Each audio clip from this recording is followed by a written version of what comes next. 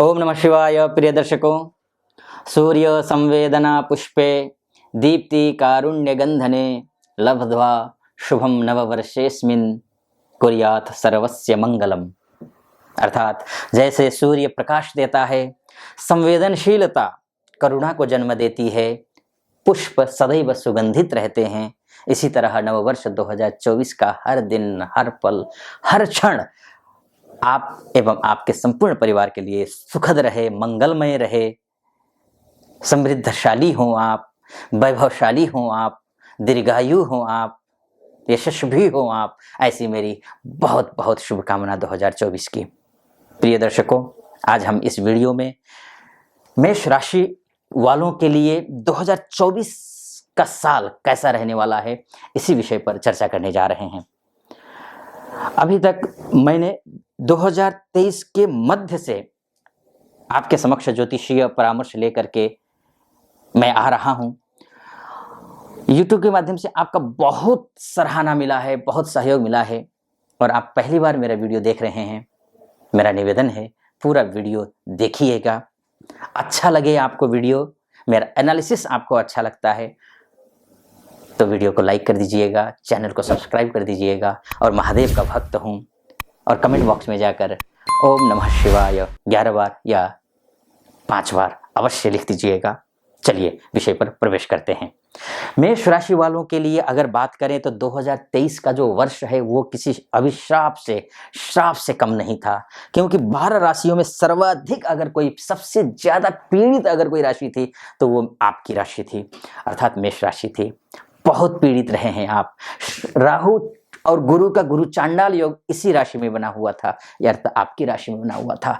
शनि की तीसरी दृष्टि, बीच में तो वक्री दृष्टि भी थी, तो वो भी आपकी राशि पर ही थी, यानी कि आर्थिक रूप से तो आप बहुत ज्यादा टूटे होंगे, क्योंकि मंगल अमूमन देखा जाए सभी के लिए ऋण का कारक ग्रह होता है, और मंगल आपके राशि का स्वामी है, और ऐसी स्थिति में आपकी राशि पीड़ित थी। आपका जो राशि का स्वामी मंगल था वो 2023 में नीच का भी था, अस्त भी था, और अभी भी अस्त चल रहा है, और 21 जनवरी तक ये अस्त ही रहेगा। अर्थात व्यवसाय करते हो आप, व्यवसाय में टूट गए थे, पूरी तरीके से बिखर गए थे आप। अगर आप कोई इन्वेस्ट करते हैं तो कर्ज के तले दबे हुए हैं, ऐसी स्थिति आई हुई थी आपकी कि कर्जा निकालना, कर्ज से निकल पाना आपके लिए बेहद मुश्किल हो रहा था। ये स्थिति आपकी थी। लेकिन 2024 का जो वर्ष है वो आपके लिए शानदार है, बहुत बढ़िया रहने वाला है। पूरा डिटेल में मैं आपको बताऊंगा ये। और 2023 के खासकर नवंबर दिसंबर का थोड़ा ज्यादा नहीं बेहतर बोलूंगा मैं। अक्टूबर के 30 तारीख तक तो बेहद खराब था, लेकिन अक्टूबर के 30 तारीख के बाद नवंबर दिसंबर थोड़ा बेहतर हुआ है, लेकिन 21 जनवरी तक तो आपके हालात ठीक नहीं थे, नहीं है। लेकिन उसके बाद की स्थिति अगर देखते हैं, आपकी राशि से राहु अलग हो गया है, जो बहुत शुभ है, बहुत अच्छा है आपके लिए। गुरु भाग्येश होकर के गुरु लग्नस्थ, यानी कि आपके राशि में ही बैठा हुआ है। इसका मतलब ये है कि आपके लिए आपका व्यापार अच्छा चलेगा इस साल। ये तो राशि के हिसाब से है कि ये गुरु के लग्न में बैठा हुआ है, आपकी राशि में बैठा हुआ है, इसके आधार पर फलादेश है। लेकिन वहीं पर अगर हम जाते हैं कि 3 नक्षत्रों में पूरे साल में बृहस्पति विचरण करने जा रहे हैं। कौन कौन से नक्षत्र हैं? एक भरणी में, एक कृतिका और रोहिणी नक्षत्र में। जब कृतिका, भरणी, कृतिका और रोहिणी नक्षत्र में, और तीनों नक्षत्र शुक्र का नक्षत्र, सूर्य का नक्षत्र और चंद्रमा का नक्षत्र। सूर्य मित्र ग्रह इनके नक्षत्र में, यानी कि अच्छा होगा। क्या अच्छा होगा? जॉब अच्छी होगी, बिजनेस अच्छा होगा, पर्सनल लाइफ अच्छी होगी, एजुकेशन अच्छा होगा। घर लेने की सोच रहे हैं तो उसमें आपको सफलता मिलेगी, जमीन लेने की सोच रहे हैं तो उसमें आपको सफलता मिलेगी। अब प्रेम संबंध से जुड़े हुए हैं तो उसमें आपको सफलता मिलेगी। विद्यार्थी हैं, उच्च शिक्षा की तैयारी कर रहे हैं तो उसमें आपको सफलता मिलेगी। प्लान कर रहे हैं कि बच्चे जो है ना, प्रयास कर रहे हैं, योजना बना रहे हैं, लेकिन संतान की प्राप्ति नहीं हो रही है तो उसमें आपको अच्छा मिलेगी। संतान किसी मांगलिक कार्य के योग्य हो चुके हैं, यानी कि विवाह करने के योग्य हो चुके हैं, विवाह नहीं हो पा रहा है तो उसमें अच्छा होगा। इसके साथ साथ में अगर आप संतान की तरफ से अभी पढ़ाई लिखाई करके, तो संतान कॉलेज तो पास आउट कर चुका है, लेकिन कहीं बात बन नहीं रही है जॉब को लेकर के, खुशखबरी नहीं आ रही है कि कहीं जॉब लग गई, कि पुत्र हो या पुत्री हो कि माता पिता को फोन करके आकर के बोल या फिर घर पे आके बोल रहा है कि माता पिता मेरी जॉब लग गई, ताकि आप भी हर्षित हो, गले लगाएं। ऐसी स्थिति अभी तक नहीं आई थी, तो वो गले लगाने वाली स्थिति अब इस वर्ष आ रही है। बहुत अच्छी स्थिति है किन तीनों नक्षत्र में, खासकर सूर्य के नक्षत्र, चंद्रमा के नक्षत्र के लिए तो ये तो हर एक क्षेत्र के लिए अच्छा है। लेकिन हाँ, शुक्र के नक्षत्र अर्थात 16 अप्रैल तक, जब तक भरणी नक्षत्र में गुरु रहेंगे, तब तक आप बिजनेस को लेकर के, कोई भी व्यवसायी हो आप, किसी भी प्रकार के कोई भी व्यवसायी हो, चाहे आप कपड़े का व्यापार करते हो, चाहे आप अनाज से रिलेटेड करते हो, चाहे आप रियल एस्टेट में हो, कंस्ट्रक्शन का काम करते हो, या फिर आप इंपोर्ट एक्सपोर्ट का कार्य करते हो, या फिर मैन्युफैक्चरर हो, ट्रेडर हो, कुछ भी हो आप, रिटेलर भी हो, कुछ भी हो, छोटे व्यापारी हो, मझौले हो, साथ में लघु उद्यमी, मझौले और बड़े व्यापारी, कोई भी हो, सबके लिए ये जो समय है, जब तक शुक्र के नक्षत्र में अर्थात भरणी नक्षत्र में गुरु महाराज रहेंगे, तब तक आपका भाग्य आपके बिजनेस के लिए चमकाने वाला होगा, अच्छा होगा। निश्चिंत रहिए इस बात को लेकर के। हाँ, कुछ माइनस पॉइंट भी हैं, लेकिन माइनस पॉइंट को ज्यादा मैं हाईलाइट नहीं करूंगा इस वीडियो में। माइनस पॉइंट देखिए, अगर आपके लग्न कुंडली में आपका भाग्येश अच्छा है, माने यानी कि गुरु अच्छा है, आपकी कुंडली में कर में शनि अच्छा है, आपकी कुंडली में मंगल अच्छा है, ये तीनों ही स्थिति में आपके साथ बुरा तो हो ही नहीं सकता। इस वर्ष जितना संघर्ष करना था 2023 में आपने कर लिया, इति बस अब 2024 सफलता के लिए है, नया सिरे से आपको काम मिलेगा। जॉब चेंज करने की सोच रहे हैं आप ना, आप अप्रैल के आसपास में आपकी जॉब चेंज हो रही है। अप्रैल मई का शानदार महीना है, शानदार बढ़िया महीना है। अभी से प्रयास कीजिए, अभी से अप्लाई करना शुरू कर दीजिए, कॉल आएगी, इंटरव्यू कॉल आएगी, इंटरव्यू दीजिए, प्रोसेस चलते चलते अप्रैल मई में आपको जॉब मिल रही है। दूसरी प्रमोशन चाहते हैं, उसी कंपनी में काम कर रहे हैं, उसी में आप प्रमोशन चाहते हैं, ये महीना आपके लिए अच्छा है, शानदार महीना है, शानदार वर्ष है, महीना नहीं वर्ष, शानदार। सब मतलब आप जनवरी से लेकर के 21 जनवरी से, खासकर मैं बोलूंगा 21 जनवरी क्यों बोल रहा हूं, क्योंकि जो मंगल है वो 21 जनवरी तक अस्त है। अब जब भी कोई ग्रह अस्त होता है, आपके राशि के स्वामी जो मंगल है वो अस्त है, तो 21 जनवरी के बाद हर एक रास्ता खुल जाता है आपका। एक तो ये गुरु के हिसाब से। शनि की जहां तक बात करें, कर्मेश आपका शनि है, पैसा कितना आएगा ये देखते हैं, तो 2 ही नक्षत्रों में जो है शनि का विचरण है पूरे साल में। कौन कौन से? शतभिषा और पूर्वा भाद्रपद, यानी कि राहु के नक्षत्र में और बृहस्पति के नक्षत्र में, यानी कि गुरु के नक्षत्र में एक राहु के नक्षत्र में। गुरु कौन है? भाग्येश है। क्योंकि राहु शनि और गुरु के बीच में रिश्ते अच्छे नहीं होते हैं नैसर्गिक रूप से, लेकिन भाग्येश के नक्षत्र में अगर शनि कर्मेश होकर के बैठ जाए, शुभ ही शुभ होता है, अच्छा ही अच्छा होता है, बहुत बढ़िया होता है। एक तो ये है। अब ये कब से कब तक है? 5 अप्रैल से लेकर के 5 अक्टूबर तक ये है, यानी कि शतभिषा नक्षत्र में 5 अप्रैल तक है, और 5 अप्रैल से लेकर के आपको 5 अक्टूबर तक जो है पूर्व भाद्रपदा नक्षत्र में है, बृहस्पति नक्षत्र में। शतभिषा नक्षत्र राहु का नक्षत्र है, जो कि शनि का मित्र है, जो अच्छा होगा, अच्छा होना ही होना है। राहु वैसे भी अगर आप डोमेस्टिक काम को छोड़ करके अगर विदेश से रिलेटेड काम करते हैं, विदेश जाना चाहते हैं, आप वर्किंग वीजा लगा रखा है, पीआर के लिए अप्लाई किया हुआ है, वर्किंग वीजा के लिए या फिर एजुकेशन वीजा के लिए, या फिर घूमना फिरना जाना चाहते हैं, पैसे नहीं हो रहे हैं, व्यवस्था नहीं हो पा रही है, तो पैसे की व्यवस्था हो जाएगी।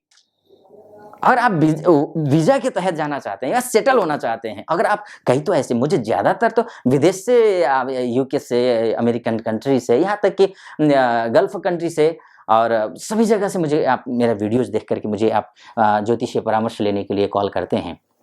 तो ऐसी स्थिति में वहां जो रह रहे हैं, बहुतों की ये समस्या होती है कि सेटल हो पाएंगे, नहीं हो पाएंगे। और कई जगह तो ऐसा भी होता है कि चले तो गए, 2 महीने का जो है अब जो है ना वो वीजा के लिए है, 2 महीने बचे हैं और नौकरी हाथ से चली गई है, अब क्या करें ऐसी स्थिति में? तो ये समय जो ये समय उधेड़ बुन में अगर आप हैं ना, ये जो वर्ष है, ये जो शुरुआत के जो 4 महीने हैं अप्रैल से लेकर ये जनवरी 21 तारीख से लेकर 21 तारीख से लेकर के 5 अप्रैल के बीच का जो समय है, वो उस बीच में आप वहाँ सेटल हो जाएँगे।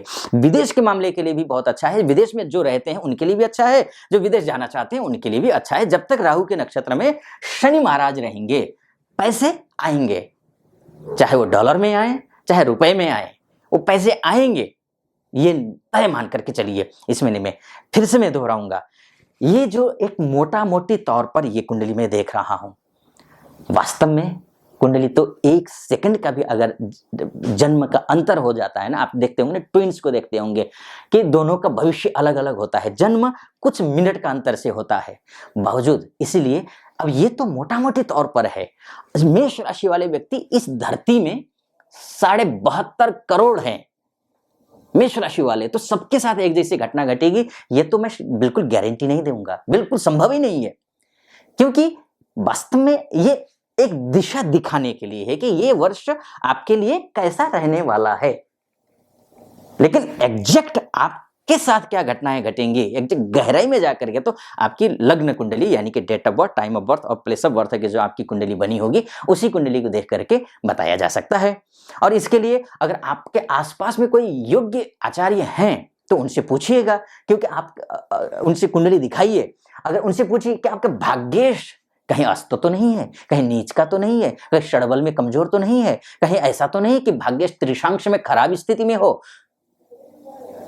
और चतुर्थांश में भी खराब स्थिति में हो, यानी कि त्रिशांश और चतुर्थांश डेस्टिनी वाला जो होता है, वहां अगर भाग्य की स्थिति क्या है आपका, इसमें चतुर्थांश में चतुर्विंशांश में ये स्थिति अच्छी नहीं हो तब भी खराब स्थिति है। धन के लिए आप देख लीजिए, होरा की स्थिति देख लीजिए, होरा में अगर शनि खराब तो नहीं है, योग्य आचार्य से दिखाइए। या फिर ये आपके लिए आपकी जो कुंडली है, आपका डीएनए है, अगर आप आसपास में कोई अच्छे एस्ट्रोलॉजर उनसे दिखा लीजिए, या फिर नीचे नंबर है, अगर आप यहाँ कंसल्टेशन लेना चाहते हैं मुझसे तो आप इस नंबर पे कॉल करके हमारे प्रतिनिधि से बात कर लीजिए। प्रतिनिधि से बात करके मुझसे भी आप अपनी कुंडली का विश्लेषण करवा सकते हैं।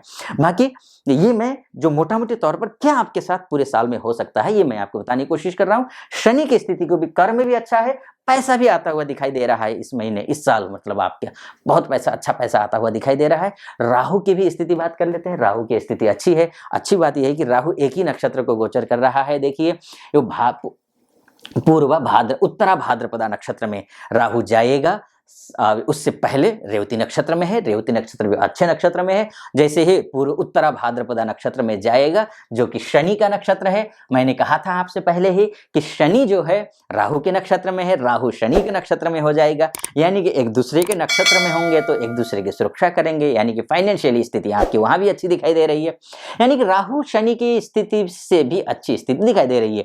एक अब केतु को अगर देख ले तो हस्त नक्षत्र में है केतु। हस्त नक्षत्र अर्थात ये चंद्रमा का नक्षत्र है।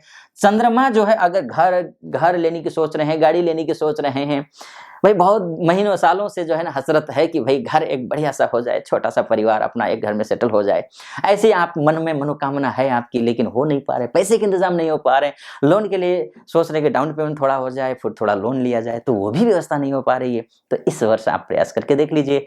केतु जो है आपके चंद्रमा के नक्षत्र में है। केतु चंद्रमा के नक्षत्र होने का मतलब लोन भी मिलेगा, अगर पैसे के इंतजाम नहीं हो पा रहे तो पैसे के इंतजाम भी हो जाएंगे।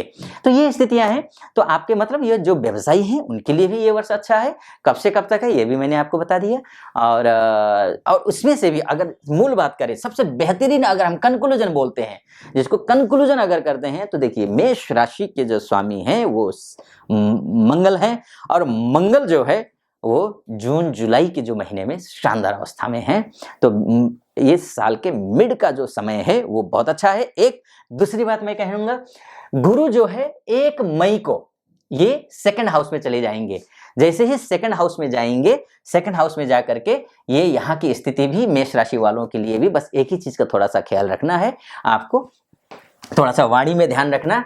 वाणी में ध्यान रखेंगे तो निश्चित रूप से बहुत अच्छा होगा। यहाँ से पैसे के लेकर के किसी प्रकार का कोई समस्या आ रही हो तो उसके लिए ठीक होगा। यहाँ से षष्ठस्थ होगा, यहाँ से अष्टम को देखेगा, उसके बाद यहाँ से जो है आपको दशम को देखेगा, यानी कि बहुत अच्छी स्थिति में प्रोफेशनल लाइफ के लिए भी ग्रह की गुरु की दृष्टि, मैंने ज़्यादातर आपको जो है नक्षत्र की दृष्टि से समझाने की कोशिश की, लेकिन अगर हाँ ग्रहों की गोचर के दृष्टिकोण से देखते हैं, सेकंड हाउस में गुरु का जाना भी शुभ माना गया है। सेकंड हाउस का जो गुरु होता है वो नवम दृष्टि से दशम को देखता है, मान में, सम्मान में, पद में, प्रतिष्ठा में, हर एक क्षेत्र में आपको अच्छी सफलता मिलती हुई दिखाई दे रही है।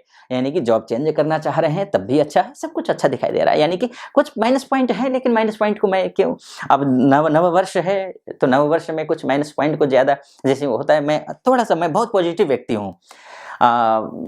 कुछ कमियों को कमी मतलब वो अगर वो चीज होती कि जिससे आपको बहुत भयंकर नुकसान होती तो वो होता तो मैं जरूर आपको बताता, लेकिन थोड़ा माइनस पॉइंट होते ही है, जीवन है। चक्रार पंक्ति रिब गच्छति भाग्य पंक्ति, भाग्य जो का चक्र जो होता है वो घूमता रहता है, कभी सुख कभी दुख, लेकिन मोटा मोटे तौर पर मैक्सिमम इस कुंडली के हिसाब से आपको सफलता मिल रही है। बाकी डिटेल में अगर चर्चा करना चाहते हैं तो नीचे नंबर होगा, उस नंबर पे आप कॉल कर लीजिए, हमारे प्रतिनिधि से बात कर लीजिए, उनसे मुझसे बात करने के लिए अपॉइंटमेंट ले लीजिए और मुझसे बात कर सकते हैं। फिलहाल अनुमति दीजिए, और पहली बार देख रहे हैं और यहाँ तक आप देख चुके हैं तो इसका मतलब ये है कि आपको अच्छा तो लगा है वीडियो, और बिना कंजूसी किए चैनल को सब्सक्राइब कर दीजिएगा, वीडियो को लाइक कर दीजिएगा, कमेंट बॉक्स में जाकर के हर हर महादेव या फिर ओम नमः शिवाय 5 बार या 11 बार अवश्य लिख दीजिएगा। फिलहाल अनुमति दीजिए। ओम नमः शिवाय।